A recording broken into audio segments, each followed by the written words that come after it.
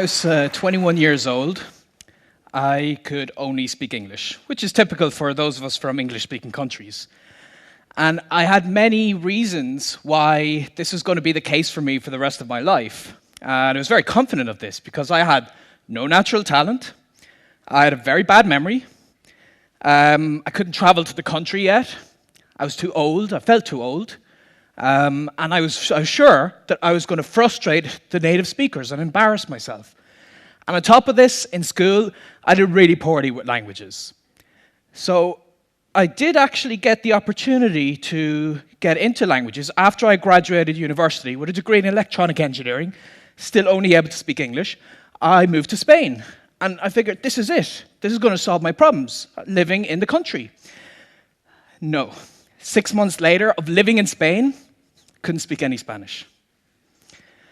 Now, a sensible person would have given up at this stage and gotten the point. I'm not very sensible, though. So I figured if I change my approach and change my attitude, maybe I can change my language skills. And what happened to inspire me to get into language learning was I met a polyglot. A polyglot is someone who can speak many languages. And the first time you meet someone like that, you can't help but feel really impressed. Like, for instance, there's Richard from the UK, and there's one video online where he speaks 16 languages. Let me just show you a little clip here. You can see him. Je parle français et anglais avec ma fille. Speak French, Macedonian, Czech, and Catalan, which is pretty impressive. And we also have Luca from Italy. And here you can hear him speak in German and Portuguese. We also have Susanna, who goes through here her Italian and her Russian. And a very impressive video I saw once, this 16-year-old from America called Tim goes through 20 languages in one video. And in this part here, you can see him go through Wolof,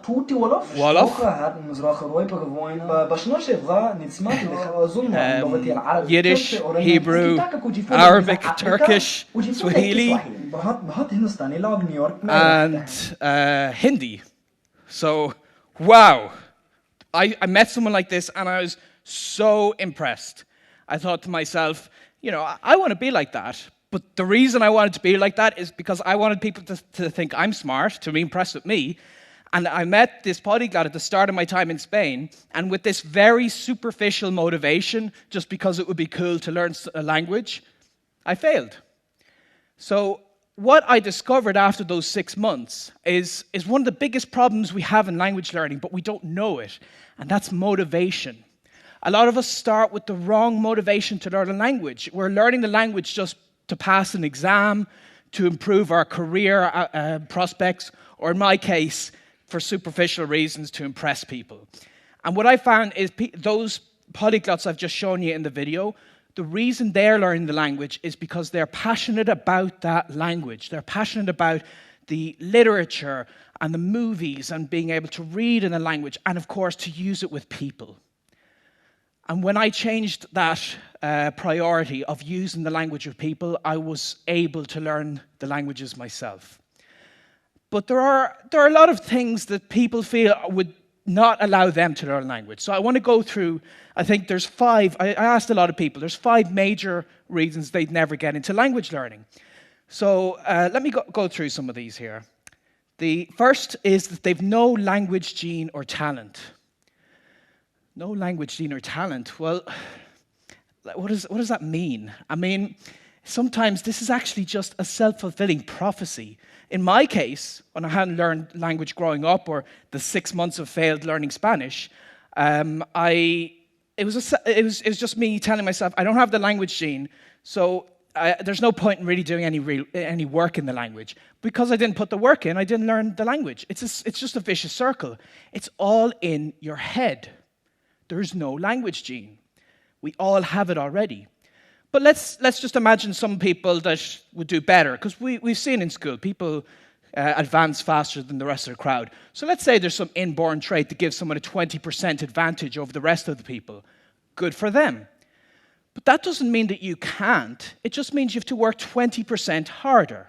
And I found that, at least in my case, when I work harder, I can catch up with the naturally talented and even overtake them. So not having talent is not a good excuse. The next reason is that you're too old to learn a second language. And I certainly felt this myself, because up to 21 I didn't learn a language. And a lot of us feel that children their brains are hardwired to learn languages better. But is it really neurology at play here, or could it be the environment in which the child is learning the language? Well, a study at the University of Haifa in Israel actually found that under the right conditions, adults are better language learners than children. It sounds incredible, but it's about your environment, it's about your motivation, it's about the enthusiasm and encouragement you get from other people. And when you think of it, adults tend to be studying dusty old grammar books and doing boring exercises, whereas children are playing in the language, they're having fun in it. So I found that when I changed this to live through the language, not making it about studying the language, but living the language, then I was much more successful. So you're not too old to learn language. I've met people in their 60s starting to learn language and being successful with that. The next excuse people would have is that they can't travel to the country right now. Now, maybe 20 years ago, this would have been a valid excuse, but nowadays, the world is smaller than you think. Thanks to the internet, we can connect with native speakers from across the planet, and you'll see that in a lot of cases, they might want to learn your language, and then money isn't even an issue, because you teach them a little and they teach you a little. But even forgetting the internet for a moment, a lot of us live in cities or towns that are more international than what we think. And when I was traveling in America, I made it to Columbus, Ohio, of all places, to meet this very interesting polyglot called Moses. And he does what he likes to call leveling up, where he'll go to some public place and just see if he can find some foreigners and practice the language with them. And I joined him when we went to a mall in Columbus, and the two of us managed to practice 12 languages. And just here in this clip, you can see he goes to his Cantonese and his Cambodian. And you can see the guy really appreciated them trying. So you can learn a language anywhere. And I wanted to push this to the limit. My most recent project, I went to the middle of Brazil, of all places, to learn Egyptian Arabic.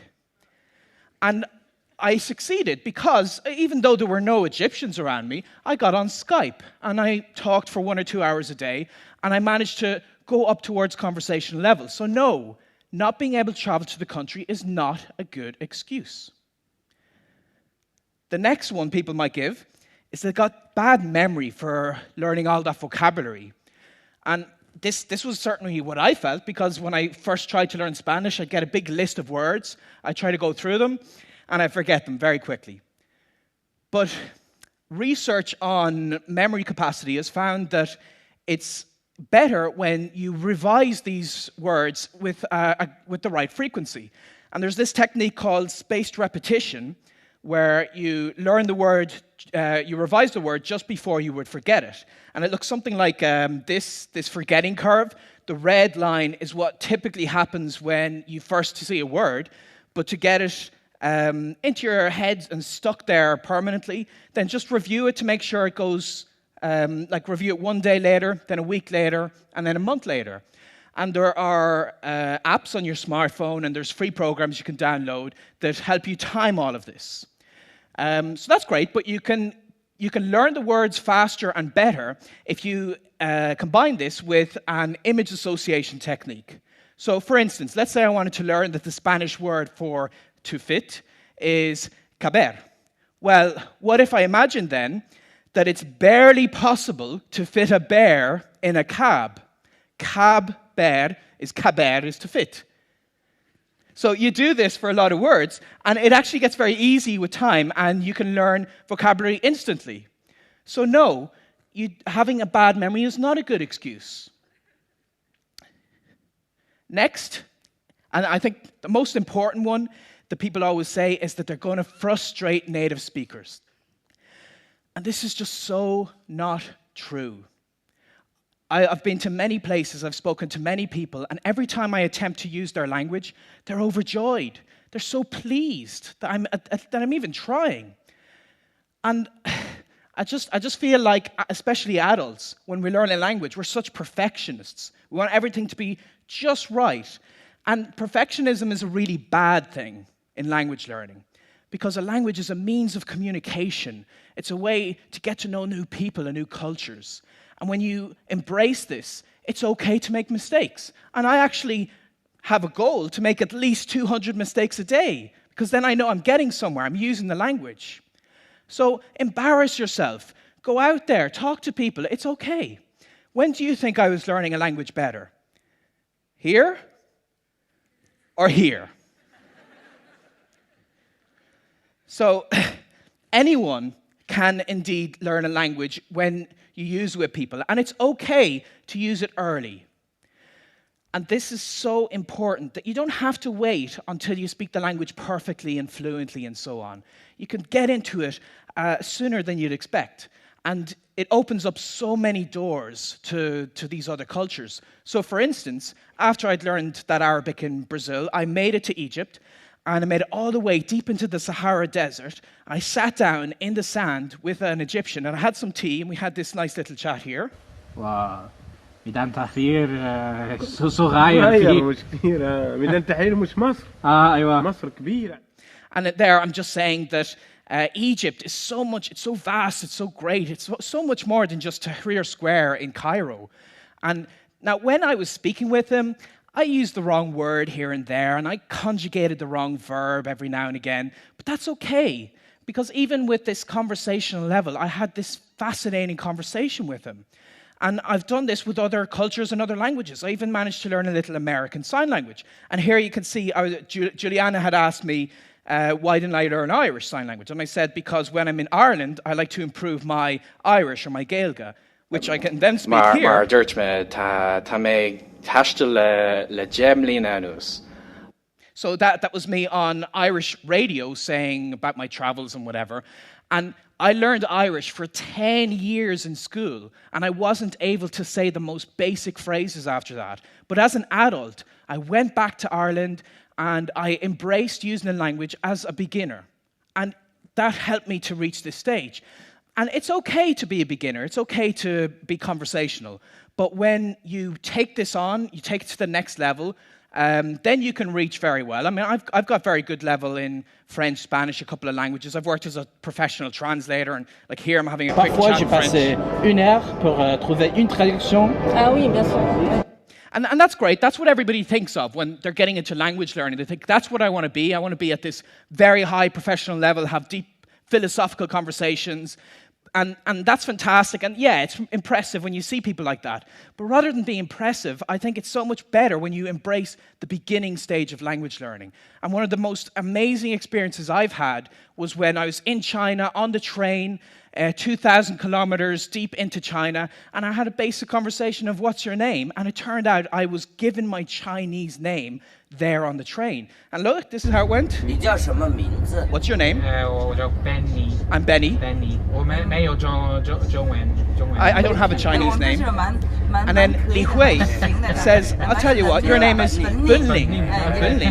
Because this sounds like your normal name, and it means ability or skill.